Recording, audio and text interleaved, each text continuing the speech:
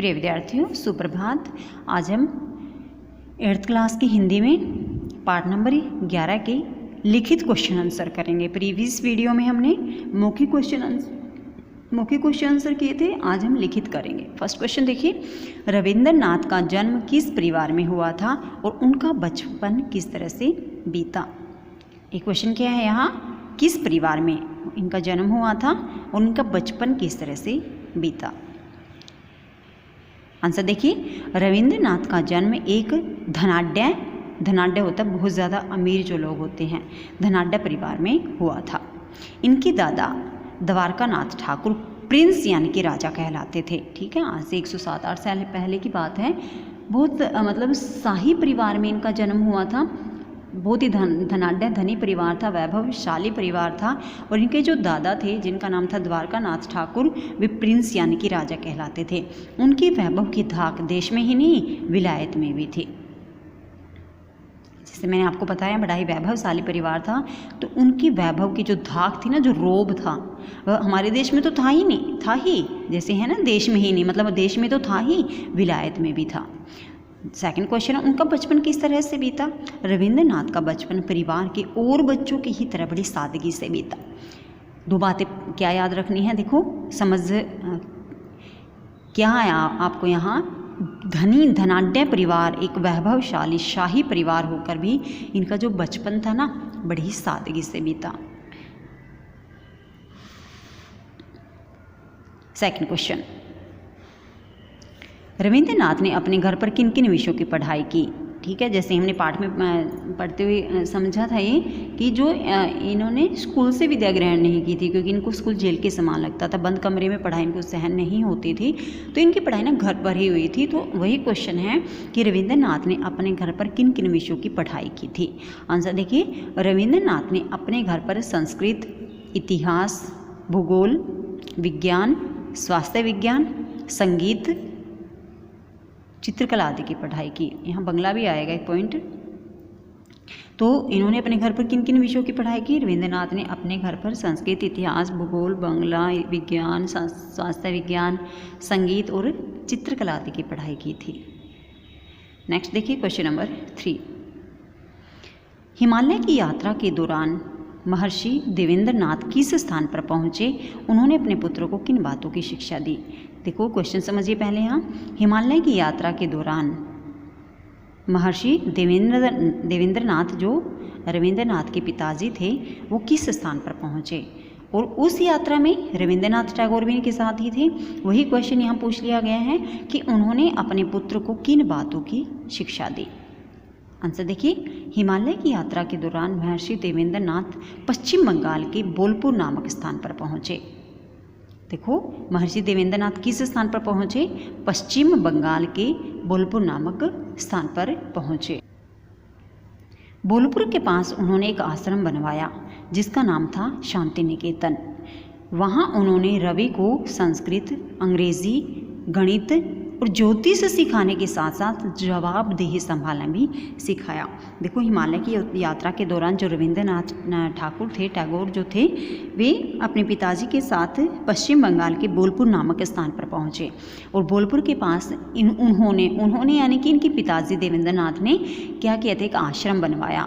वो आश्रम बनवाया था ध्यान साधना के लिए, चिंतन मनन करने के लिए, और उसका नाम रखा गया था शांति निकेतन।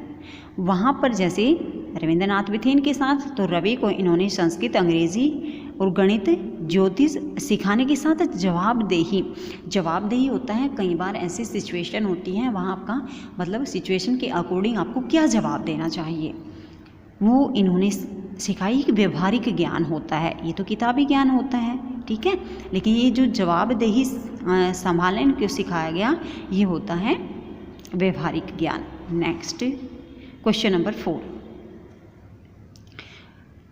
कवि रविंद्रनाथ की प्रमुख रचनाओं के बारे में जानकारी दीजिए। यानी रविंद्रनाथ टैगोर प्रतिभाशाली रहे हैं, तो इन्होंने बहुत सारी कविताओं की भी रचना की, तो वही क्वेश्चन यहाँ पर पूछा गया है। आंसर देखिए, कवि रविंद्रनाथ की प्रमुख रचनाएं निम्नलिखित थी। फर्स्ट देखिए, गीत नाट्य वाल्मीकि प्रतिभा। इससे रिलेटेड हमने लास्ट वीडियो में मौखिक क्वेश्चन भी पढ़ा था कि वाल्मीकि प्रतिभा गीत नाट्य होता है जिसमें शब्दों को बोला नहीं जाता, गाया जाता है, उसका नाम था वाल्मीकि प्रतिभा। सेकंड है गीतों का संग्रह। इनके दो तरह के गीतों की रचनाएं हुई थी, छपे थे इनके गीत। ये कौन कौन से थे? संध्या गीत और प्रभात गीत। बच्चों की कविता पुस्तकें शिशु भोलानाथ, ये कविता पुस्तकें हैं। अगर कविता पूछी जाए तो विष्टि पड़े टापुर टुपुर है, वो भी आपको याद रखना है। बच्चों के लिए इन्होंने एक उपन्यास लिखा था जिसका नाम था राजर्षि। कविता संग्रह क्या है, यानी कविताएं कहाँ मिलेंगी हमें? गीतांजलि में। देखिए दोबारा, गीत नाट्य था इनका वाल्मीकि प्रतिभा, गीतों का संग्रह था संध्या गीत और प्रभात गीत। बच्चों की कविता पुस्तकें थी शिशु भोलानाथ। बच्चों के लिए इन्होंने जो उपन्यास रचा था वो था राजर्षि और कविता संग्रह था गीतांजलि। नेक्स्ट देखिए क्वेश्चन नंबर 5। शिक्षा के मामले में कवि की क्या धारणा थी? मतलब हमें जैसे शिक्षा ग्रहण करनी है तो इस विषय में इनकी क्या सोच थी? बच्चों की शिक्षा दीक्षा की दृष्टि से उनके द्वारा किए गए कार्यों का उल्लेख करना है, यानी बच्चों की शिक्षा के लिए इन्होंने बहुत सारे काम किए, तो वही यहाँ बताना है। आंसर देखिए, शिक्षा के मामले में उनका यह विचार था कि बच्चों का लालन पालन सीधे सादे देहाती वातावरण में और प्रकृति की गोद में होना चाहिए। सबसे पहले इनकी धारणा क्या थी, जैसे उसके अनुसार इन्होंने खुद भी शिक्षा ग्रहण की थी। ये नहीं कि सिर्फ सोच रखी थी, खुद नहीं किया था इन्होंने, बल्कि खुद भी मतलब शिक्षा इसी तरह से इन्होंने ग्रहण की थी। इनका विचार था कि बच्चों का लालन पालन सीधे सादे देहाती ग्रामीण वातावरण में प्रकृति की गोद में होना चाहिए। बच्चों की शिक्षा दीक्षा को ध्यान में रखकर उन्होंने शांति निकेतन विद्यालय बनाया, जो कि बढ़ते बढ़ते विश्व भारती विश्वविद्यालय के रूप में देश दुनिया में प्रसिद्ध है। तो जहाँ ये क्वेश्चन था ना कि बच्चों की शिक्षा दीक्षा के लिए उनका योगदान, उन्होंने क्या कार्य किए, उनके बारे में बताना है। तो बच्चों की शिक्षा को ध्यान में रखकर इन्होंने जो शांति निकेतन आश्रम था ना, जो इनके पिताजी द्वारा बनाया गया था, उसको विद्यालय बना दिया, और जो अब बढ़ते बढ़ते एक विश्व भारती विश्वविद्यालय के रूप में देश दुनिया में जाना जाता है। नेक्स्ट देखिए क्वेश्चन नंबर 6।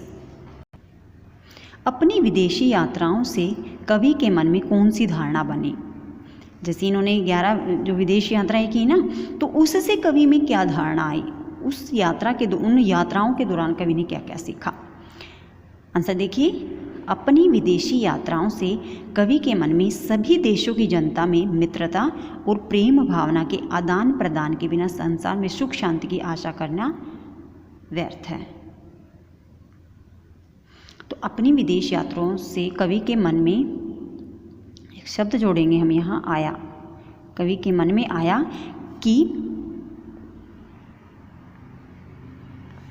सभी देशों की जनता में मित्रता, यानी जब तक समस्त देशों की जनता में आपस में मित्रता और प्रेम भावना नहीं होगी, प्रेम भावना के आदान प्रदान के बिना, तब तक संसार में सुख शांति की हम आशा भी नहीं कर सकते।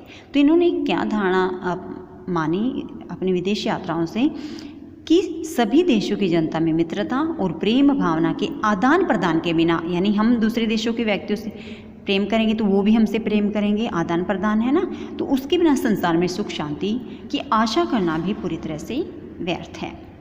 नेक्स्ट देखिए लास्ट क्वेश्चन नंबर 7। कवि रविंद्रनाथ के जीवन से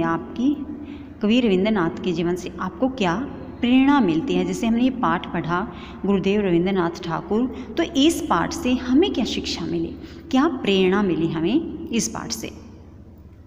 आंसर देखिए, रविंद्रनाथ के जीवन से हमें प्रेरणा मिलती है कि हम भी अपने हित को भूलकर समाज और देश के हित वाली भावी पीढ़ी के लिए आदर्श प्रस्तुत करना चाहिए। तो देखो यहाँ क्या कहा गया है कि रविंद्रनाथ के जीवन से हमें प्रेरणा मिलती है कि हमें भी अपने हित को भूलकर, अपने सिर्फ हम जैसे क्या है, हम स्वार्थी हैं ना, अपने ही कल्याण के बारे में सोचते हैं। तो यही इन्होंने बताया कि मनुष्य को ना अपने हित को भूलना चाहिए थोड़ा सा, और समाज और देश के हित वाली भावी पीढ़ी के लिए आदर्श प्रस्तुत करना चाहिए।